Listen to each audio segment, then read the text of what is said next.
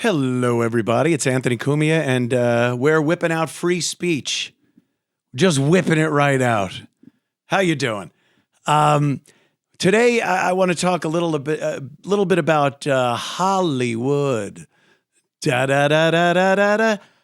Hollywood. These people are supposed to, I guess, have some type of influence over the American people. You know, they were amazing once upon a time. People looked at Hollywood celebrities as special people. They were better than the rest of us, weren't they? The glitterati. They'd be on talk shows, and you'd stay up late to watch what they had to say. And now it's just,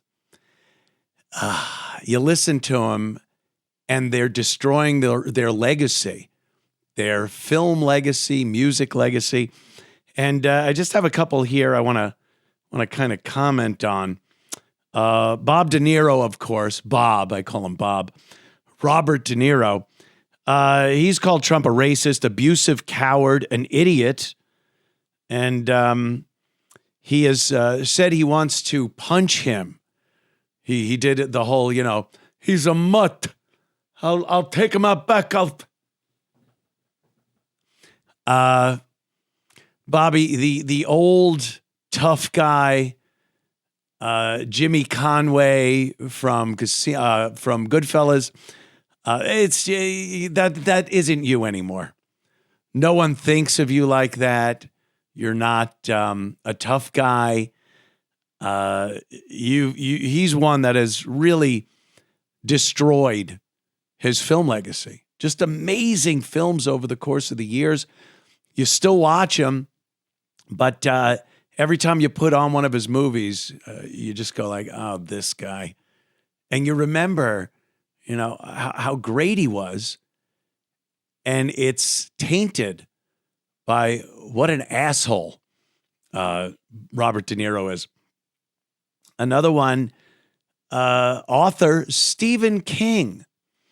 Stephen King criticized Trump on social media, calls him thin-skinned racist and a danger to the United States. Another guy who had this amazing legacy, writing some great stories that were turned into some of the greatest films. Shawshank Redemption is amazing. The Stand? I loved that book, The Stand. And then other movies like Carrie, some of his horror movies were just fantastic.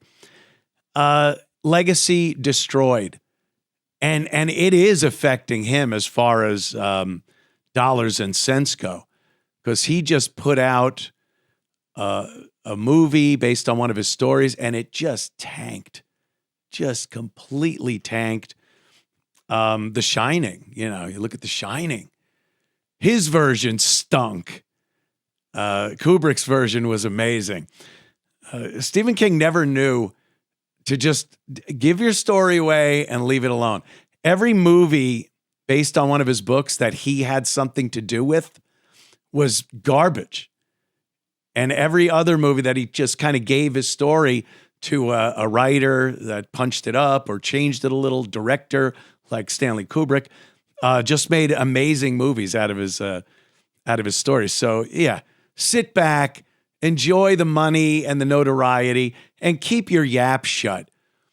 Every time he says something criticizing Trump or Republicans, people bring up the fact that he had a really degenerate part in the book It about young kids having sex, and it was very graphic.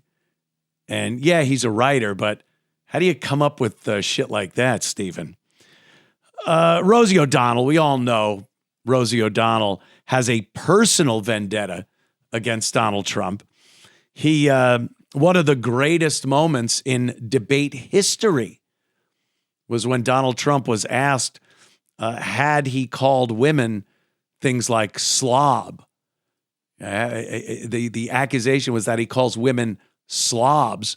And he said, no, just Rosie O'Donnell. And the place came apart. Everyone just started laughing. Even Megyn Kelly, who asked the question, started laughing at that. So Rosie has like a personal problem with Donald Trump. He's ragged her for so long.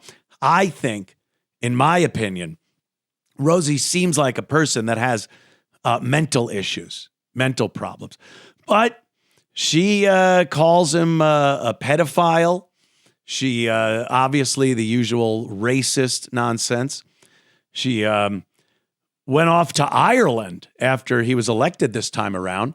She did not want to be in America that had Donald Trump as the president. So I'll give her that credit because a lot of other people have said they were going to leave and they didn't. Rosie picked up her fat ass and off she went to Ireland. I often tell the Irish people that we apologize. Rosie, I believe, is the worst thing the United States has ever dropped on another country. Yes. I guess Ellen DeGeneres and Portia de Rossi, they left. They went to the United Kingdom. Eva Longoria splits her time between Mexico and España, having called the U.S. dystopian. Really?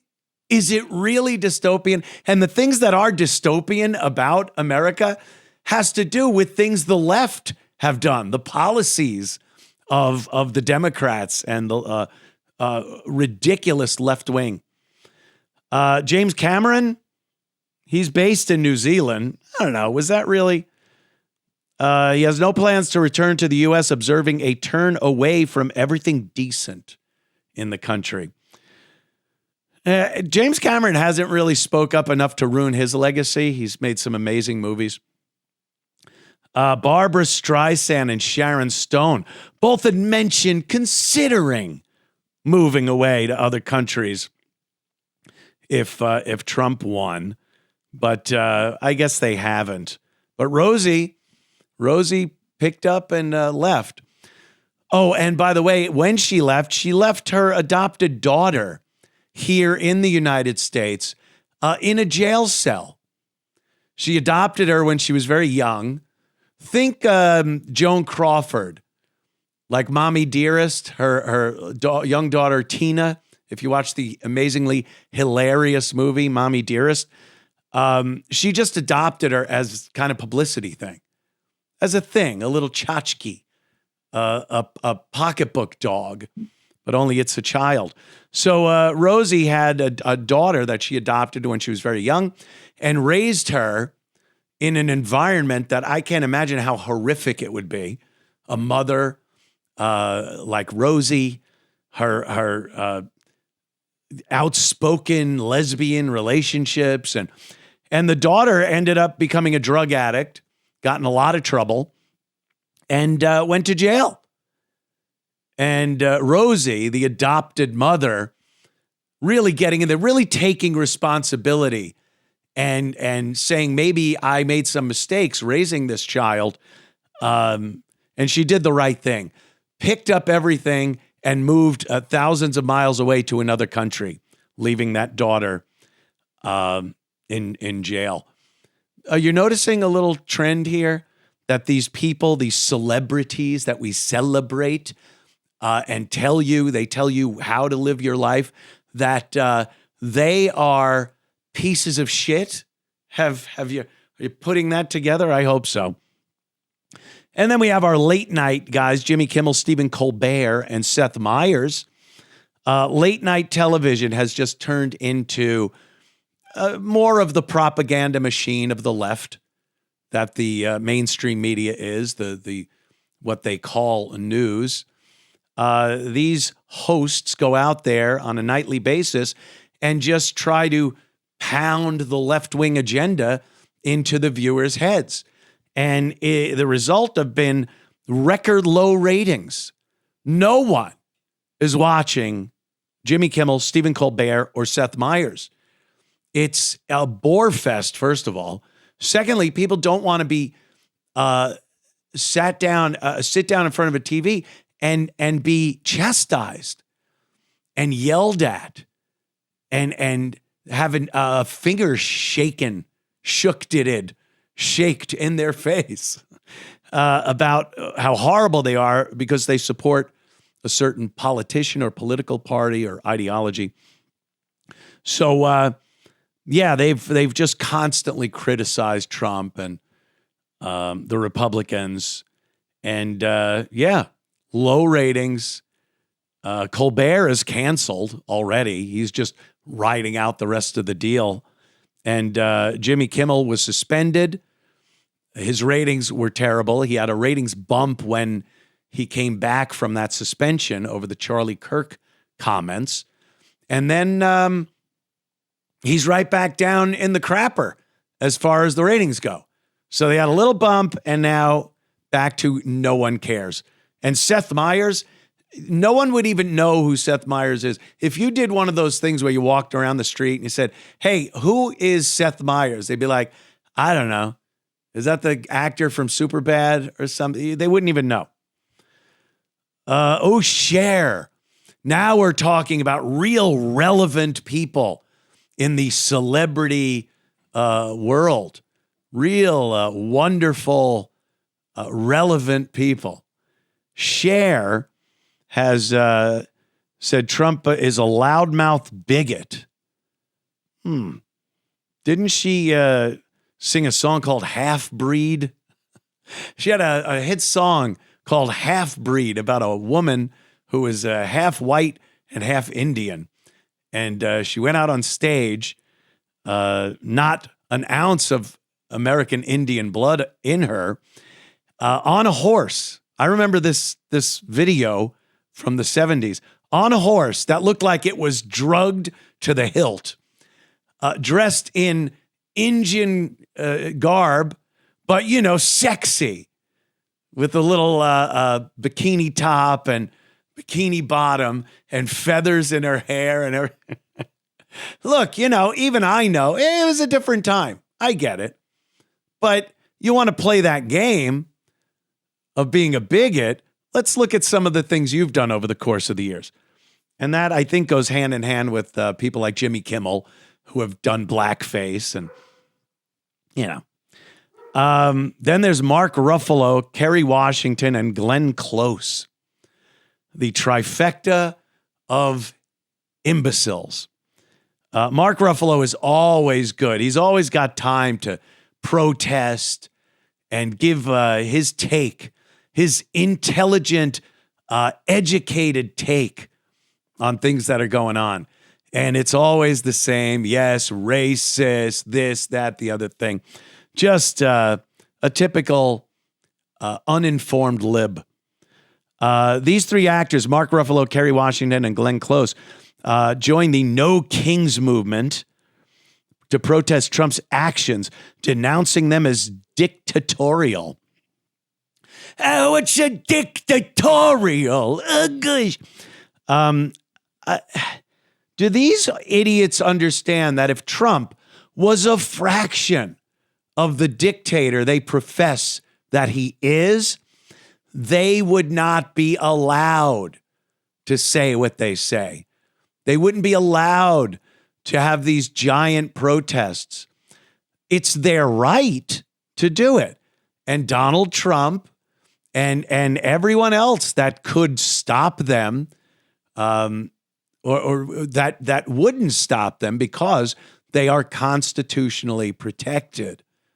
They are allowed to protest.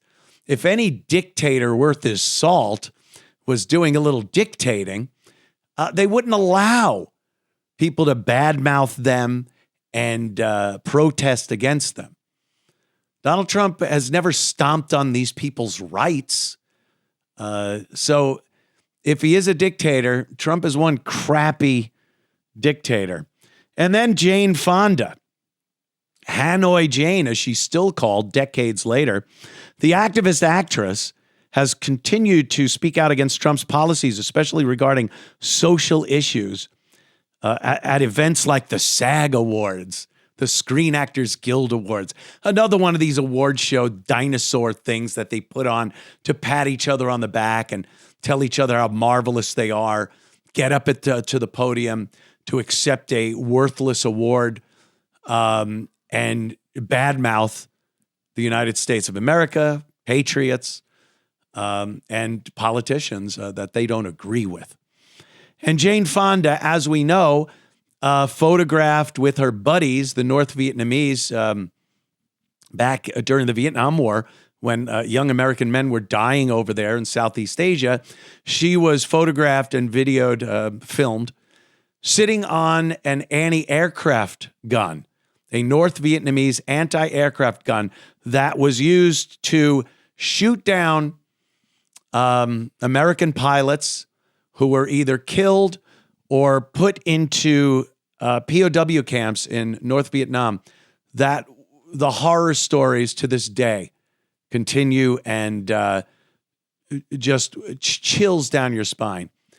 And she's sitting on one of those guns laughing with the North Vietnamese. Now, regardless of what you think of that war, what have you, it was a war we were in. Young men were being sent off to fight and die. And having this this piece of trash go over there and turn the screws on the families of these young men, their memory, or the people that are in POW camps at that very moment. And she's laughing with the North Vietnamese sitting on an anti-aircraft gun. So I don't really take what she says with much credence. Yeah, those are your Hollywood celebrities, your celebrated, wonderful people from Tinseltown. Oh, how the mighty have fallen. All right, people. My show, of course, here on WABC Radio is Sunday evening, 8 to 11. Ding, 8 to 11 p.m. Eastern Time. Join me, won't you? And have a great day. And remember, your First Amendment, use it, whip it out.